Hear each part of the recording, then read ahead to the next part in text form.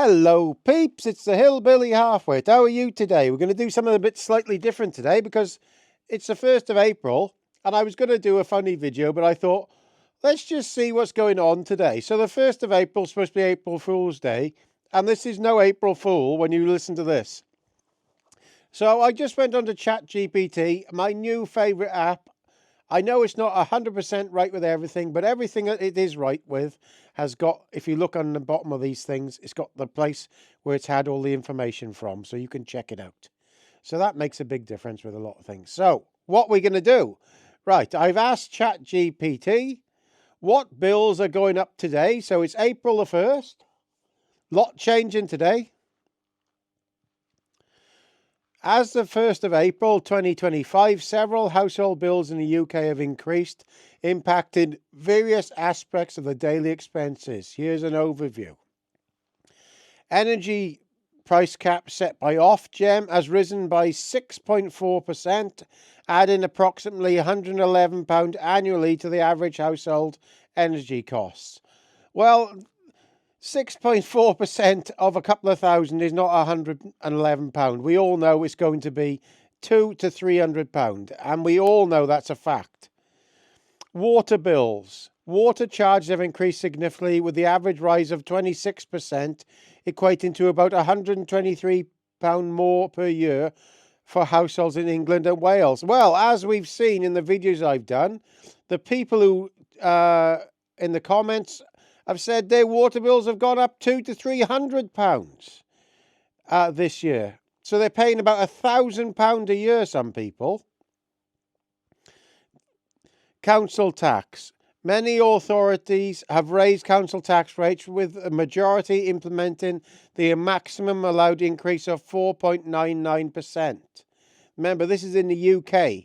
This results in an average annual income of increase of £108 for Band D properties.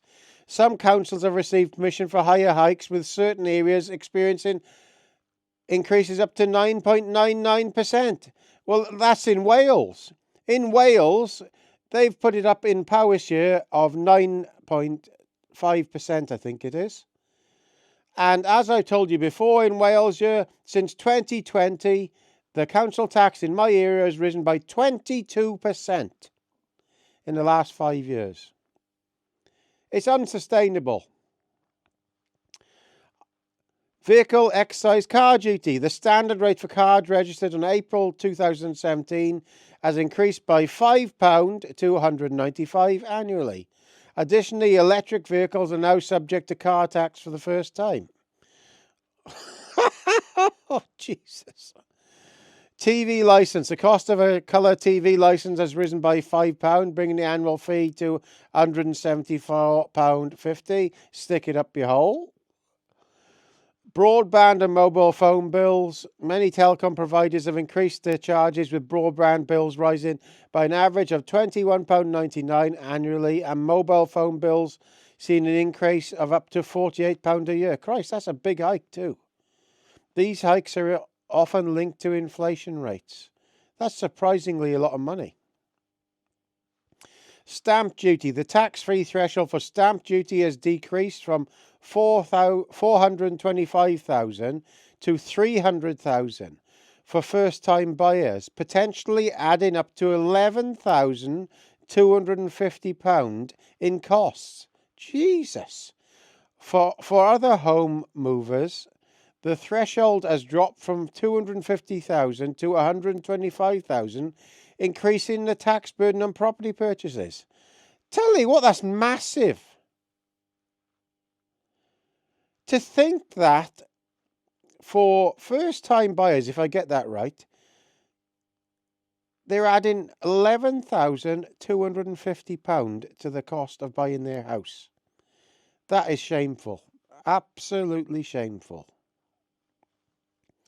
Public transport fares. The cap on single bus fares in England has risen from £2 to £3, affecting daily commuting costs. Well, where I live, you won't see a bus only bringing tourists here. That's it. If my eyesight goes altogether, I don't know what I'll do. I'll have to crawl to my local town. These increases contribute to the financial strain on households across the UK, prompting many to seek ways to mitigate the impact on their budgets. Or maybe sell our bodies, perhaps. I don't know who'd fiddle about with my body, I don't know. Maybe when I snuff it, they can use it for science. Feed it to the lizards. Right, let's have a look on here.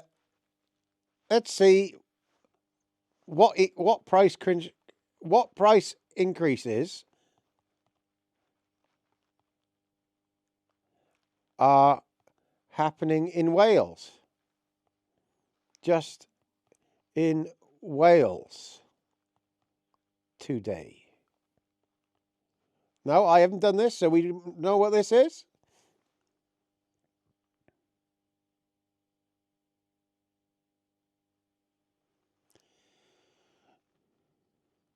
That's the same, I think, by the look of it.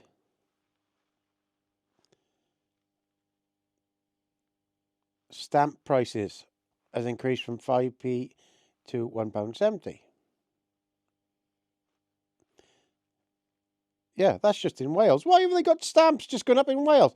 The price of a first-class stamp increased by 5 pence to £1.70, and a second-class stamp has risen by 2 pence to 87p. These increases contribute to the financial strain on households across Wales. Fucking hell. I'm trying to stop swearing in my videos, but it's impossible. Absolutely impossible. Right, let's ask it that question.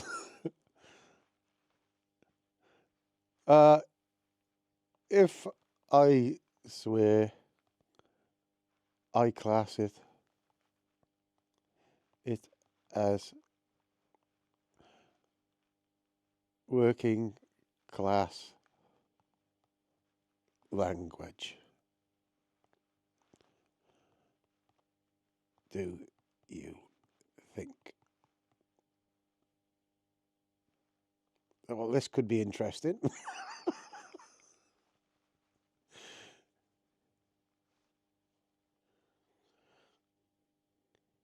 Oh, there we are. That's quite interesting. That's actually a really interesting take. Well, thank you, Mr. ChatGPT or Mrs. ChatGPT. Swearing has long been part of working class culture, used for emphasis, storytelling, venting. Yes, I use it for venting. Humor, yes. Solidarity, you name it. It can be raw, expressive, and real. A lot of people who grew up around it don't see it as rude, just part of everyday language. That is me. That is perfect. That's what I think. There's even research that suggests swearing can be a sign of honesty or emotional intensity. Emotional intensity, not just crudeness.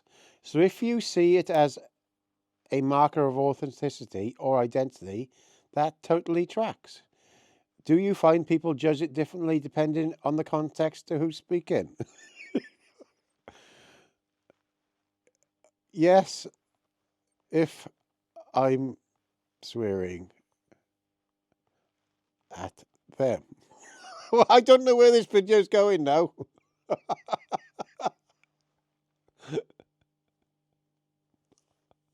Oh, I'm having a conversation with a computer. Hold on, we got to try that. He didn't like that one.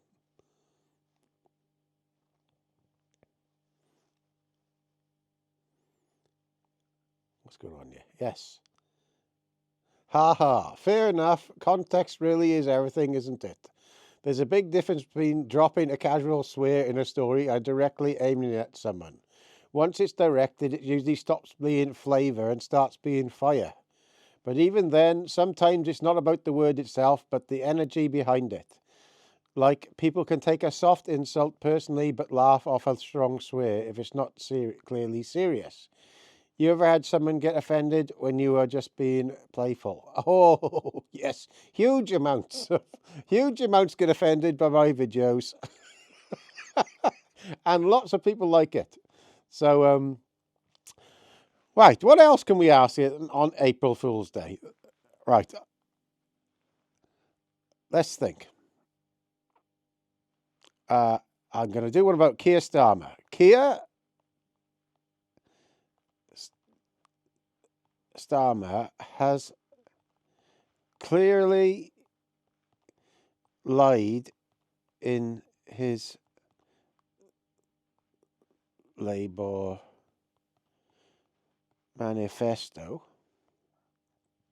about a lot of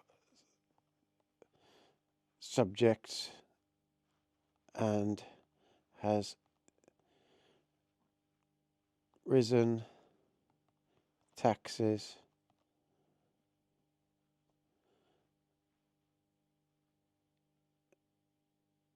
etc. I think he's untrustworthy. What do you think?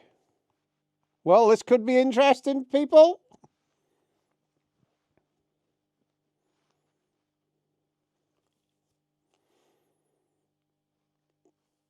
I understand your frustration regarding Prime Minister Keir Starmer's actions concerning manifesto commitments and tax policies. Critics have pointed out that since his election, several of his administration's decisions appear to be diverged from earlier promises. Broken manifesto promises, policy reversals during the leadership campaign. Starmer pledged to nationalise key industries such as rail, mail, energy and water. However, reports indicate that by 2022 he had retreated from these commitments, leading to accusations of policy U-turns. Tuition fees.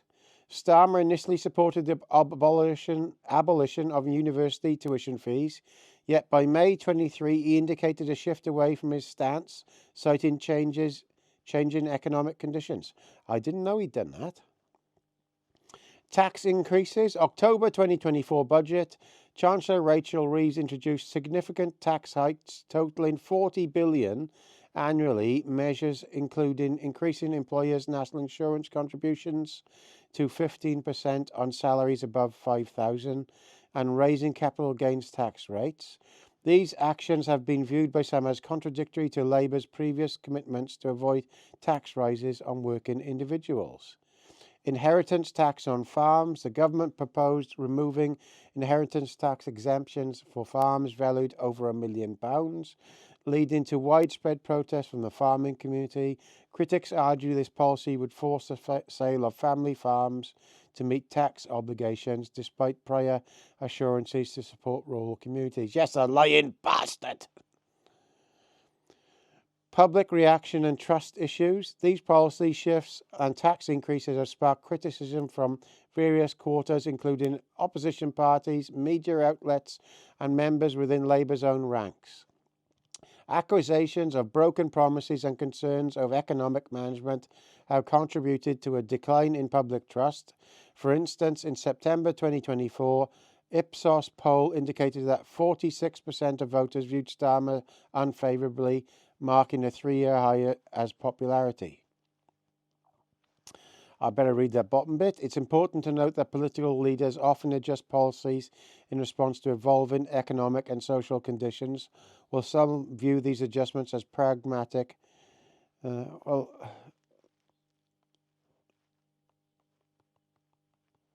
think he's just a habitual.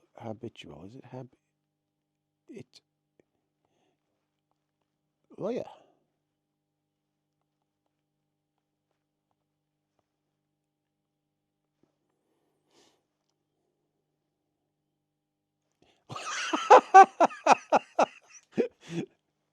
You're definitely not alone in feeling that way. Plenty of people are frustrated with what they see as a pattern of promises made, then quietly dropped once power is secured. When leaders campaign on both pledges, especially ones that resonate deeply like nationalism, tax fairness, or tuition reform, it hits harder when those promises are abandoned. It can feel like betrayal, plain and simple. Some argue it's just politics adjusting to realities once in office, but that doesn't sit right with everyone, especially if those realities were predictable all along. The trust gets chipped away bit by bit. Out of curiosity, was there a particular policy flip that made you feel like, right, that's it, I'm done with him? Well, all of it, actually. I'm not going to put any more in because I've got things to do today, but that's bloody interesting. Uh, this, I got to say, people do have a go at this. And when I first heard about this, I thought, this is too techie for me. I got to say, I learned a lot of stuff off here. Of course, it's not all right, but a good percentage of right. And then it shows, as I showed here, look, the sources, if you look, of all the information. So if you look at all the information on that comes through here, look, the sources are underneath, which is very, very good. So that's the one for today. Have a happy April Fool's Day. I thought this would be a bit interesting today, have a bit of fun. So as you can see here, the swearing is working class language. And if this says it's okay, it's perfectly okay by me. So please subscribe. All the best, Gaz. Ta-da!